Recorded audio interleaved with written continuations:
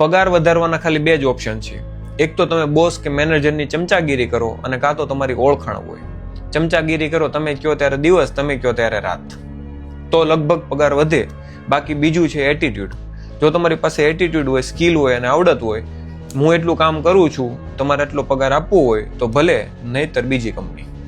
આ એટીટ્યુડ હશે, તમને કોઈ આવડત હશે, સ્કિલ હશે સારી, તો જ. આ બધા માટે આ બીજો ઓપ્શન નથી. કેમ કે ઘણા બધા એક વસ્તુ શીખીને બેસી જાય છે, પછી આગળ વધતા નથી, નવી કોઈ સ્કિલ શીખતા નથી, એટલે કંપનીને ખબર છે આ ક્યાંય જવાનો નથી. જો તમે આગળ વધતા જશો, સ્કિલ શીખતા જશો, તો પગાર વધશે. એની માટે બહુ જીગર જોઈએ છે. એ જનરલ બધા પાસે નથી હોતું. જૂના લોકોની વાત નથી, ટેકનિકલ લોકોની વાત છે. જ્યારે લોકો એમ કહે છે ને મારી પાસે ડિગ્રી છે, હું કામ કરું છું, 5 વર્ષથી એકને કંપનીમાં છું, પગાર નથી વધતો, તો પ્રોબ્લેમ કંપનીનો નથી, પ્રોબ્લેમ તમારો છે. કાં તો તમે કંપની ચેન્જ નથી કરી અને કાં તમે તમારી આવડતને ચેન્જ નથી કરી. આવડત અપગ્રેડ કરશો તો પગાર વધશે. બીજો ઓપ્શન કે ભાઈ કંપનીમાં તમે ગમે એટલું સારું કરશો કામ, ખાલી એપ્રિસિએશન મળશે પણ પગાર નહીં વધે. સાચું કે ખોટું અનુભવ થયો છે તો કોમેન્ટ કરજો અને શેર કરજો તમારા મિત્રો સાથે. મળીએ એક બીજા વિડીયોમાં. ત્યાં સુધી રામ રામ.